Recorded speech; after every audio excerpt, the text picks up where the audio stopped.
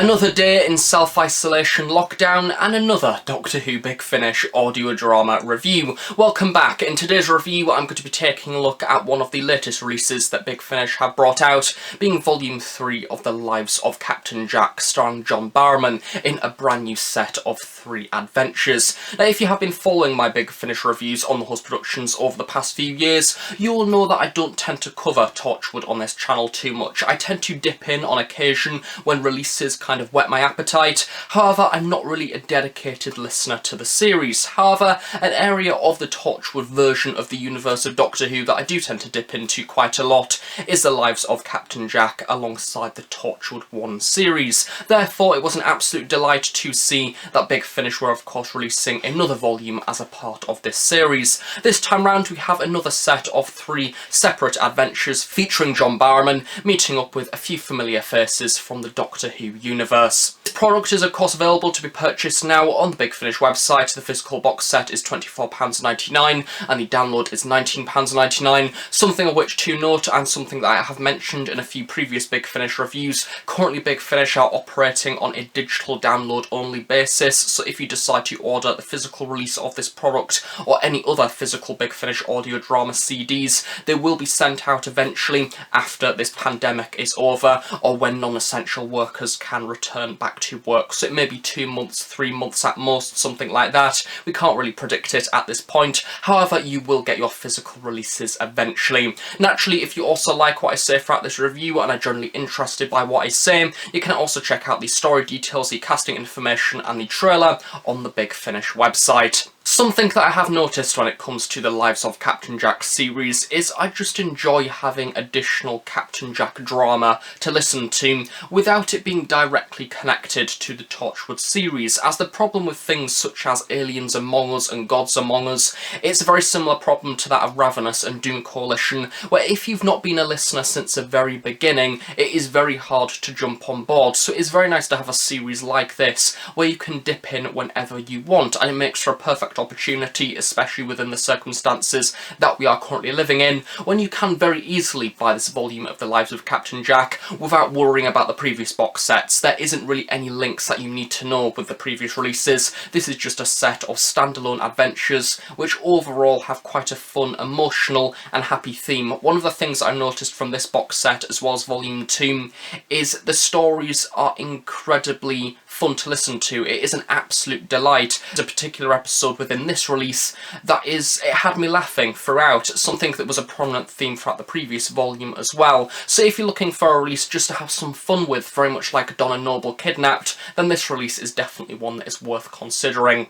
So delving right in there and taking a look at the first episode of the box set, we have Crush, as written by Guy Adams. This episode sees the reuniting of Captain Jack and Camille Coduri as Jackie Tyler. Of course, previously within this series you have had Jack and Jackie meeting within Volume 1, I do believe in an episode called Wednesday for Beginners, and I have previously also reviewed Rose Tyler Dimension Canon, also featuring Camille Coduri, as well as the infamy of the Zaros, the 10th Doctor adventure, and in every single one of those releases I have complimented Camille Coduri because she is phenomenal as Jackie Tyler, and I think that is partly down to Russell T Davies. Of course, within the TV show he created the entirety of the Tyler family, and that was excellently portrayed within Rose Tyler Dimension Canon, and I think that series really shown me the detail and depth that there is to Jackie Tyler as an emotional character, and this episode likewise does a very similar thing to that box set,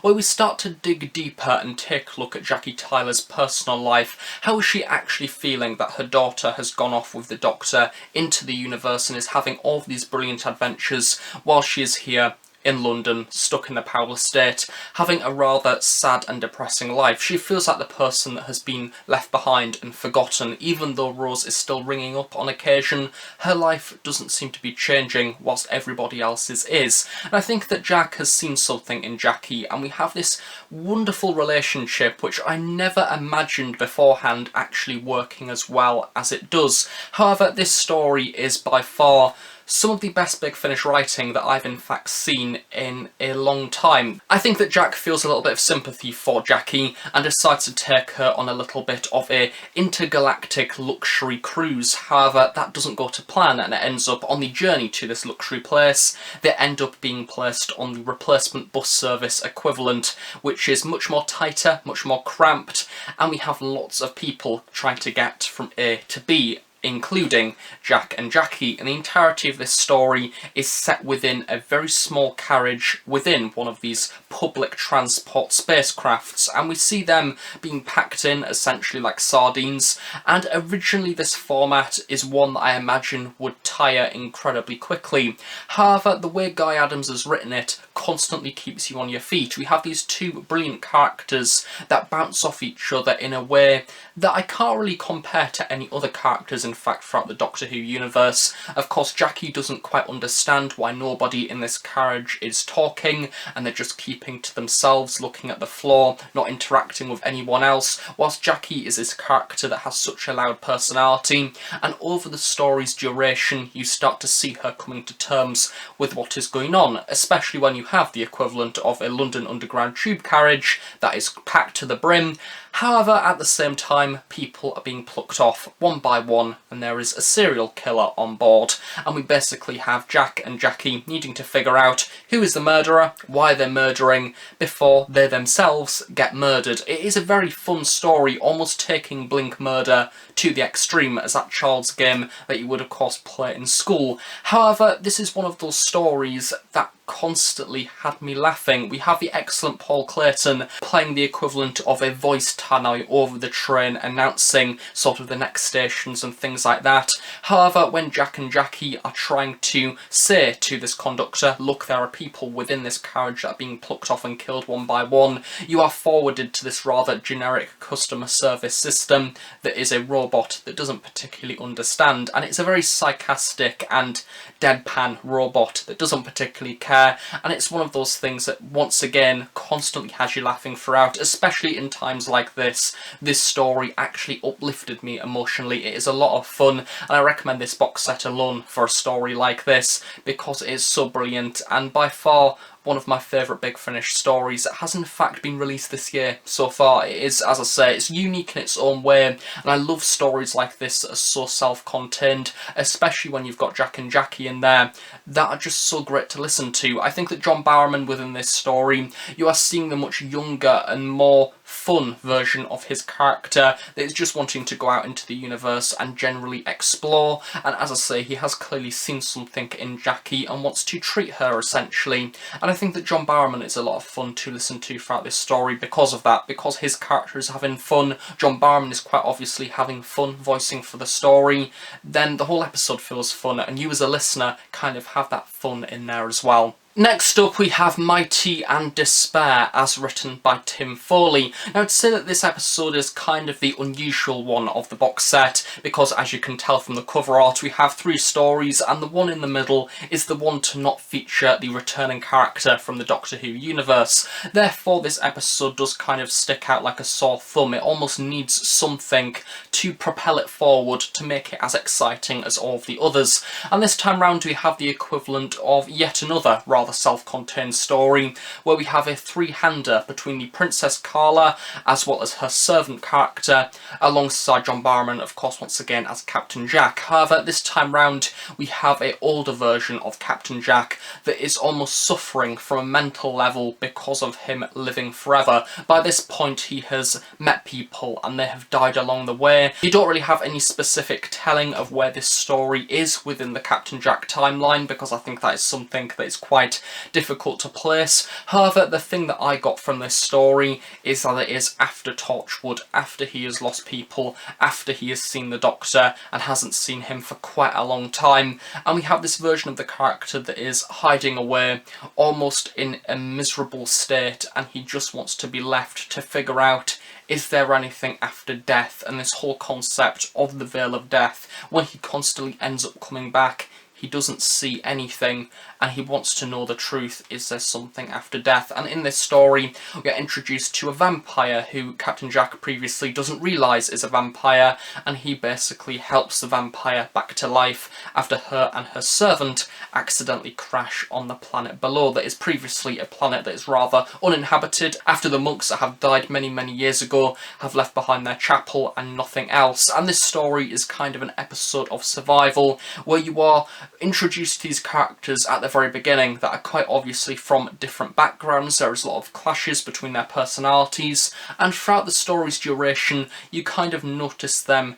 getting used to each other and starting to like each other, and by the very end you have a rather tight-knit bond. But the thing that I took from this story at least is no matter how you change a character emotionally, if that character is affected by old wounds and those old wounds come back to try and haunt said character, often they will turn back to their previous ways and end up taking revenge. And the story is one of those episodes for the more experienced Big Finish listener. I think that the previous story is a lot of fun and an episode that I recommend to anyone. I think that a person who is experienced when it comes to Big Finish will be able to have a lot of fun with this story, and likewise somebody who doesn't have much experience when it comes to Big Finish will most likely enjoy this story just as much, because overall it's not a challenging listen. The narrative itself is very easy to follow. However, this story is a little bit grander. We are starting to see a rather developed subplot actually of the Queen and her servant, and we kind of see them revealing certain aspects of the plot over the duration of the early half, and then that almost coming to its head at the very climax of this story. And as I say, I imagine this episode appealing more to those experienced listeners because the plot is ever so slightly more complex. It's very similar to the story that in fact appeared within one of the previous Lives of Captain Jack volumes that was a two-hander where Captain Jack was in fact a part of the World Wars and on the battlefield in no man's land, and there was this monster that was tracking them down, and it was a two-hander between Jack and another soldier that he befriends throughout the duration of the story, and we see them trying to overcome this monster. And it's a very grim story, and I kind of get the same vibe from that episode that I got with this one. It is an emotional character piece dealing with character and personality, and I think once again it is written considerably well. The thing that I'd taken from Mighty and Despair that I liked the most was the acting capability of John Barrowman, especially when compared to the other two stories of this box set that have a lot of fun moments. This story is focused around that darker version of Jack, and I think that John Barrowman portrays that very well. We see that rather hesitant side to his character that is almost trying to hide his history. Therefore, at the very beginning, he's not necessarily that welcoming. He's not that overly creepy Jack that we see within Doctor Who Series 1 as an example. This story is much more gritty and arguably rather mentally straining on Jack as a character, and as Barrowman I think has a brilliant scope when it comes to Jack as a character. He understands the character inside out, and this episode definitely shows that.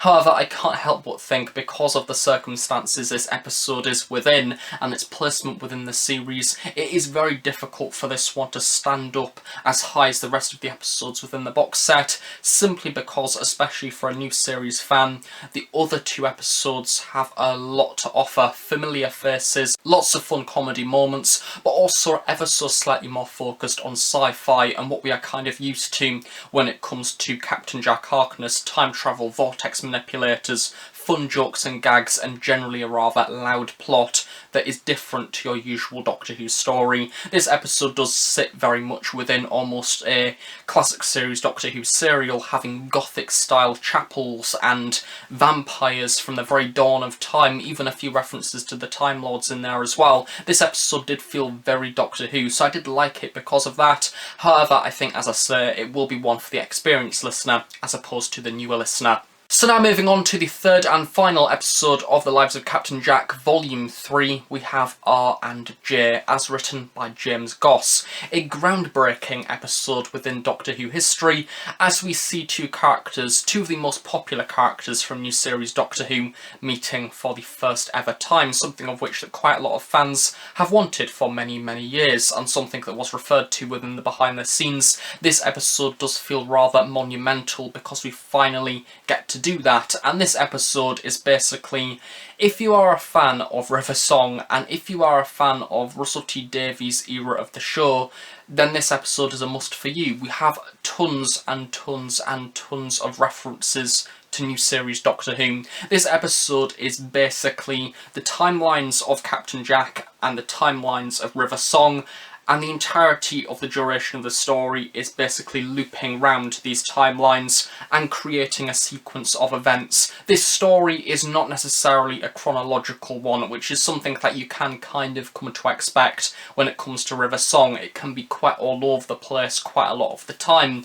and this episode is more than a sequence of events in many different locations, in many different alien worlds and many different settings with lots of different characters intertwined throughout the timeline of Captain Jack and River. We have references, for example, to Series 6 of new series Doctor Who, such as the regeneration of River Song into the child at the end of the opening Series 6 two-parter in America. We have references to Captain Jack in Boomtown, as well as his other adventures within the Doctor Who universe with the Doctor, such as the Series 3 finale, and for River Song as well, we even have references to her final adventure with the Doctor, the night with the singing towers, with the 12th Doctor and River finally saying goodbye, and her awarding her almost the sonic screwdriver. This episode, as I say, is littered with those references, and it is very, very fan service. However, at the same time, it has a rather deep and emotional subplot. We have these two characters that were introduced at different times throughout Doctor Who history, but have very similar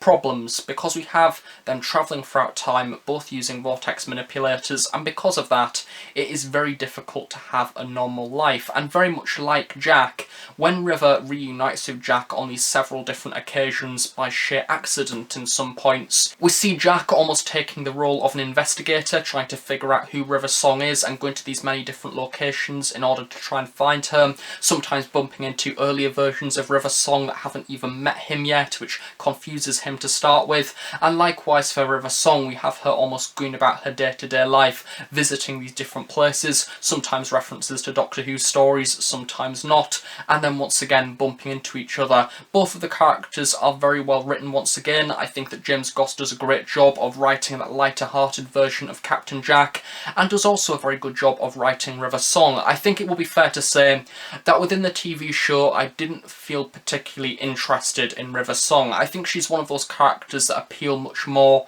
to the younger audience because she is fun. Of course, when she's accompanied by the 11th Doctor as well, there's lots of gags within that, and I think that just as a character looking back, I liked her a lot more as a kid viewing the series as opposed to now looking back. However, something that I've noticed from her Big Finish stories, especially her interactions with the 8th Doctor throughout Doom Coalition, is that she becomes more enjoyable. It feels like Big Finish on occasion have gave her more stuff to do, and in this story, because the Doctor isn't around, we get that opportunity to, much like Jackie in fact within the first story, we get to see her almost receiving a little bit of counselling from Jack and explaining that she doesn't really have a normal life. She's always buzzing around the universe doing these many different things, essentially attempting to meet the Doctor in the right order, and that is her focus. All of the effort in her life is put down to meeting him in the right place at the right time, and I think that that has a lot of strain on her. And likewise for Jack as well,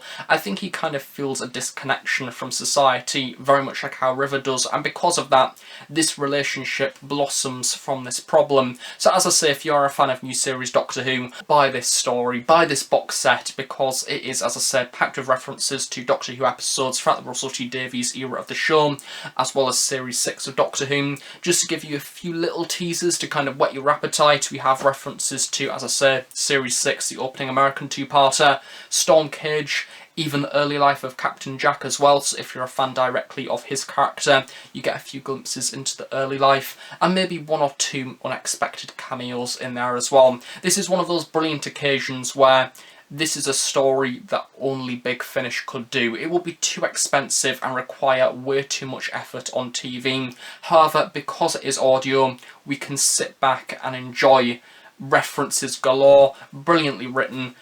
It's just enjoyable. It's like the first story, very, very enjoyable, and in a great way to end off this box set. As a little side note though, however, something that I felt upon listening to this story, especially within the first opening 15 minutes, I didn't really see where it was going. I kind of felt like how I've mentioned previously, that it is an episode that is basically these tiny little stories almost, these tiny little previews into Jack's life and River's life, and they kind of just patchworked together, and to start with it does feel like that. It feels a little bit of a mess. However, once you get past that point and start to realise what the story is doing, it is a lot of fun. So my one piece of advice for this episode actually is to bear with it, kind of let it start off, let it kick off the plot, let it get the ball rolling, because it's one of those stories that at the very end you kind of look back and think, whoa, that episode did in fact quite a lot for only a 1 hour story, developing both River Song as well as Captain Jack. I came out of this story seeing another side of both of the characters that almost makes me want to go beyond and listen to the other Torchwood audios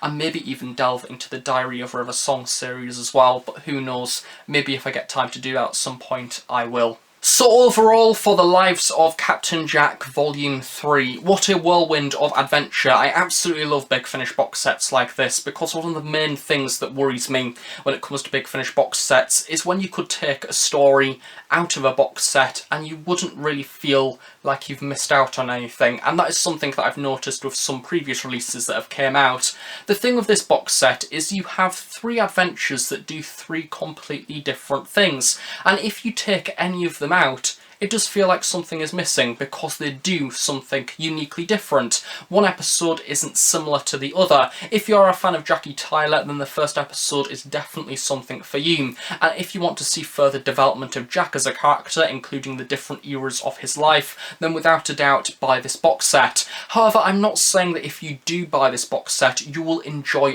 all 3 of the stories. Some of these stories will appeal to you more than others do. For me, I preferred episode 1 and episode 3 over the mid-vampire story, simply because the other 2 episodes appealed to me more. If you're interested by what I've said throughout this review, then without a doubt I recommend searching this release, taking a look at the story details on the Big Finish website, and especially in times such as this that we are currently living in, one of the main things I'm looking for in Big Finish box sets at the minute is enjoyment. Is it taking me out of reality? Do I listen to a story and it actually makes me think about the episode as opposed to what is going on around me at the minute and the rather sad and bleak circumstances that we are in? And this box set, very much like The Lives of Captain Jack Volume 2, I stuck 1 episode on, thought I had a spare hour, I listened to it, got to the end of that episode, absolutely loved it, thought, you know what, I'm going to go into the next episode, listen to that one again, liked it. Then I decided to, well, I may as well complete the box set. Now, to me that is a good sign. When you can binge listen an entire Big Finish box set without feeling almost audio exhausted, that is a good sign to me. It's a sign of good characters, good writing, and generally overall quite a strong box set. So thank you very much for watching this review. I hope you have enjoyed it. If you have any questions about this release, please do feel free to leave them in the comments section below. I'll try my best to answer them at some point in the near future. I do of course stay tuned on The Host Productions for brand new Big Finish audio drama reviews every few weeks. So thanks for watching. I shall see you all next time. Bye for now.